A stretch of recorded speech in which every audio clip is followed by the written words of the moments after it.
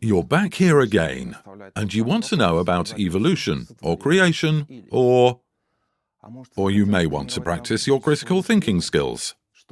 Well, today I continue the presentation of evolution through the eyes of its opponents. But remember, next comes the presentation of evolution through the eyes of its proponents. Now that you know that the focus of the project is on critical thinking, let me tell you a little secret. The thing is that at this stage I may practice manipulation, that both creationists and evolutionists practice.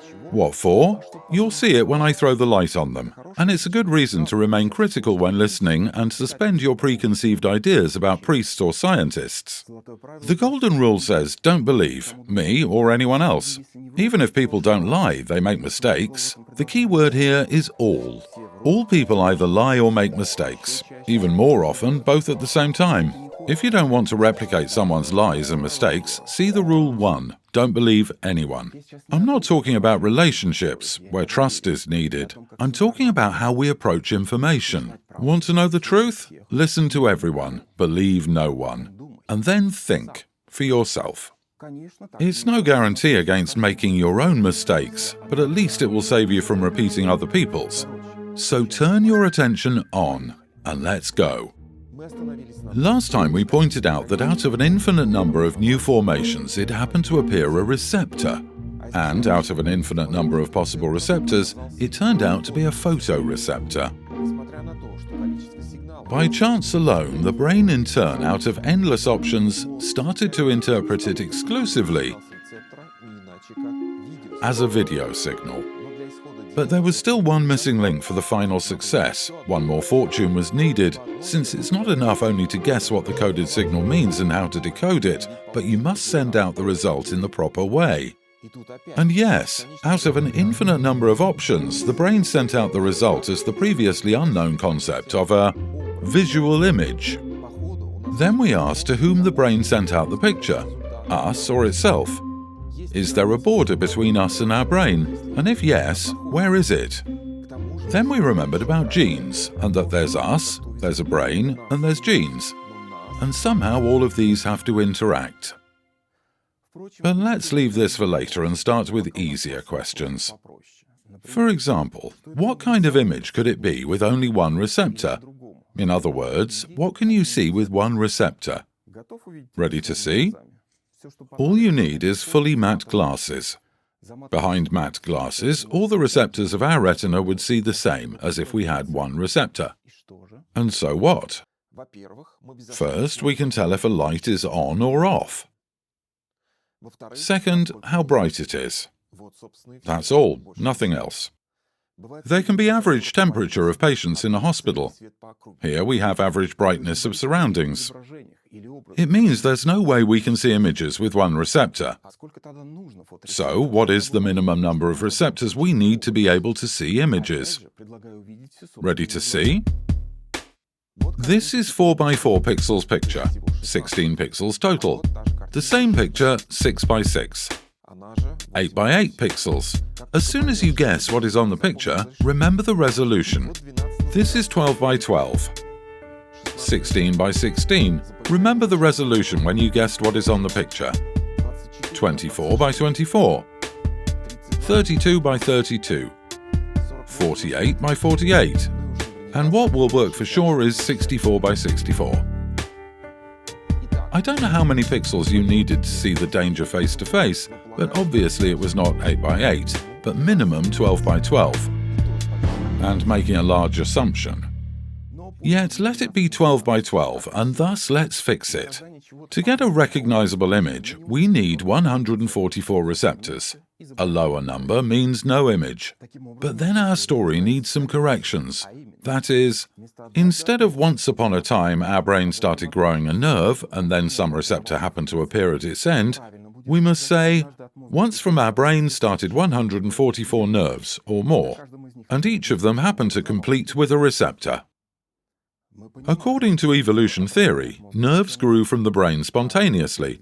Each of them could go in any direction, like roots of a tree. But to build the retina, all of them had to finish at one spot. The question is, what could be the reason for 144 nerves growing spontaneously to choose the same path and finish at the same place?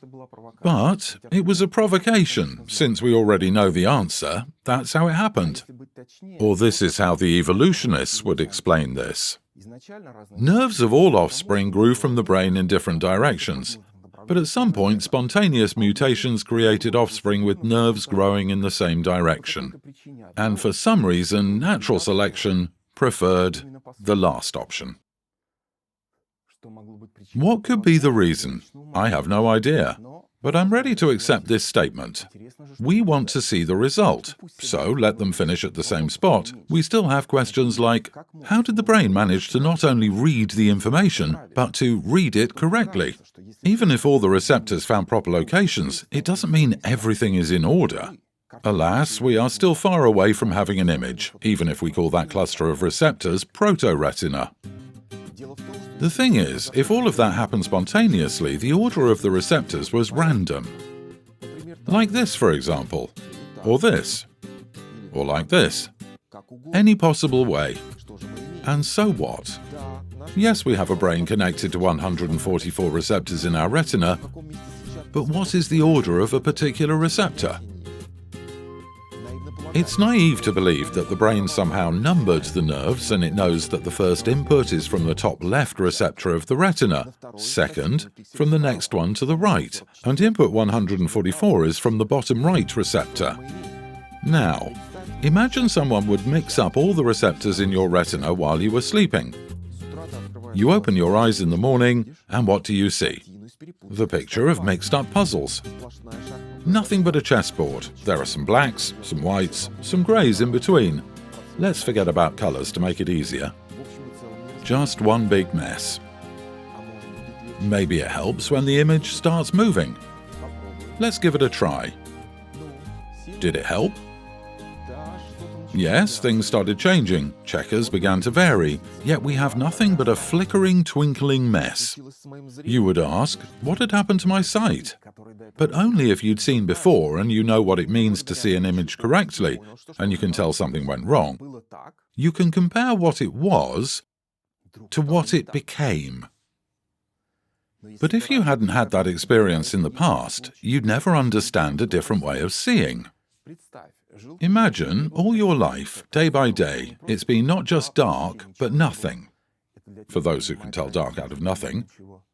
So nothing, nothing, then suddenly appeared some checkers, varying like a kaleidoscope, with no meaning at all. Sooner or later you'd say, well, let it twinkle, but natural selection must see reasons to let it be. The receptors take the resources, they occupy space, they can be the cause for infections and other issues. There are two stages that natural selection would approve. First, when something new and helpful appears, and second, when something that already exists improves.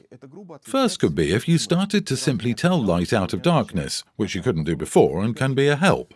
But the receptors don't necessarily need to be located on the body, or even in one place. For example, scientists discovered photoreceptors in worms that help them hide from the light. And worms don't need the image of the sun to do that. So first stage is to simply tell light out of darkness. Second stage, or improvement, that the selection would approve, is its ability to form an image. All changes in between these stages will not provide any extra help to the organism, but only take extra resources, and the selection will not let it through.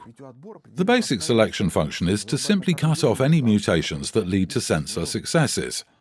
Thus, it would terminate retina with mixed-up receptors. But it would instead approve either a single receptor, which is much less complicated and costly, or multiple receptors spread all over the body, since then you can also tell the direction to the light. Anyway, the selection would reject a retina, all the more with the receptors mixed up. Thus, in order to have retina, we must suppress the selection. And here's what I suggest. We turn the natural selection on when it helped evolution, and we turn it off when it had prevented evolution. Some evolutionists might say thanks for the pass. Others might get offended. their problem. Should we finish our journey or continue? We are only at the start and we have a lot of wonders ahead. For example, if there must be a minimum 144 receptors to interpret an image, and the order matters, then how many total combinations can be solved out of 144 puzzles? Some would say thousands, others might say millions, which is all around 4 to 8 zeros. If you only could imagine how far it is from the truth and what it all means. And so we turn to mathematics, which is so important that I'll devote it to a separate video, where we'll discuss big data in simple yet engaging terms. Without mathematics, all our discussions are basically religion. Some believe this, others that. So what? Blah, blah, blah. Only mathematics can evaluate the weight of our thoughts. Nothing but mathematics can bring us out of feelings to objective assessments. And you can see the video, which is both a culmination and approval of all that I've already said and what will be said in the future, and you'll know how many total pictures can be solved out of 144 puzzles. Now, before our next coincidence, we'll have homework. Imagine that our retina is a sheet of paper. In order to project an image on the paper, we need something in front of it, which is, right, the lens. Without the lens, it doesn't matter how many receptors we have, all of them would see exactly the same, which is the average brightness of their surroundings, similar to the matte glasses experiment. Alas, without the lens, it's all in vain. And thus our story continues. While all the things listed above appeared and started to interact, in the very same moment, the lens happened to appear as well. Our homework is to think how you would make the lens, if you were in charge of evolution. You can use any transparent crystal, except salt, which would get dissolved with rain. Remember, there were no plastics around. Of other transparent materials, there could be quartz sand, resin, or water. Now, about what you don't have access to. No tools. No hands either. Your goal is to make the lens of crystal, resin, or water without hands and tools. Remember, if the eye doesn't start seeing soon, all that appeared before will be terminated by selection as excess burden. While pressed for time, you owe the lens. Oh, one more detail. The lens must be able to be transmitted by inheritance. Good luck. Take as much time as you need and don't strain yourself. Don't forget to watch my video about mathematics, as it might spark a thought. And don't miss the postscript. Postscript. At the moment when I record these words, the mathematics video has not been done yet, and it might take some time till it's ready, and it's a good reason not only to subscribe to the channel, but to click the flag for notifications as well. But right now I'm going to record an appeal, and you can start with that, and then wait for the mathematics video. Until our next coincidence.